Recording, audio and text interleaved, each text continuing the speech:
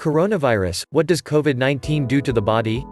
Coronavirus spreads by droplets from the mouth and nose, and you can pick it up by touching someone who is infected, for example, shaking hands, by touching a contaminated surface, or by breathing in an infected person's respiratory secretions. But what does it actually do to you once entering the body? Watch the above video featuring easy to understand animation and explanation from our global health security editor Paul Nuki to find out. For a detailed written account of the disease. So what does it do? For the vast majority of people, more than 80%, the virus will cause only mild symptoms and pass like a common cold. But data from China show that about 14% of cases are severe and 5% are critical, with patients ending up in intensive care, needing help with breathing.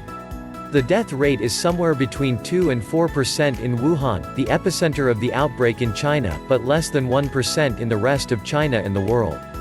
The higher death rate in Wuhan is not clearly understood, but experts believe it is down to a range of factors. Only the most severe cases were picked up at the beginning of the outbreak. Doctors and nurses were slow to recognize the new disease, and health services were overwhelmed, meaning patients did not get the best care. What happens when the virus enters the body? When the virus enters your body, it binds to two cells in the lungs, goblet cells that produce mucus, and cilia cells which have hairs on them and normally prevent your lungs filling up with debris and fluids such as virus and bacteria and particles of dust and pollen. The virus attacks these cells and starts to kill them, so your lungs begin to fill with fluid, making it hard for you to breathe. This phase of the disease is thought to last about a week.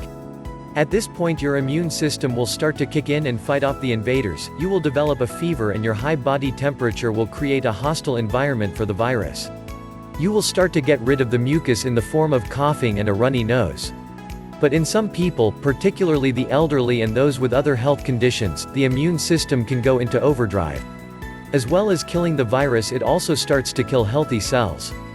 How to stay safe? The single best thing you can do to stop the virus is to wash your hands frequently and thoroughly, particularly before you eat. Face masks can stop you spreading the virus, but they are unlikely to prevent you picking it up from someone else. This is because they have to be changed frequently, and removed and disposed of properly. The virus is most likely to enter your body from your own contaminated hands when you touch your nose, eyes and mouth. We touch our faces up to around 23 times an hour, studies suggest, and this is the prime route of infection.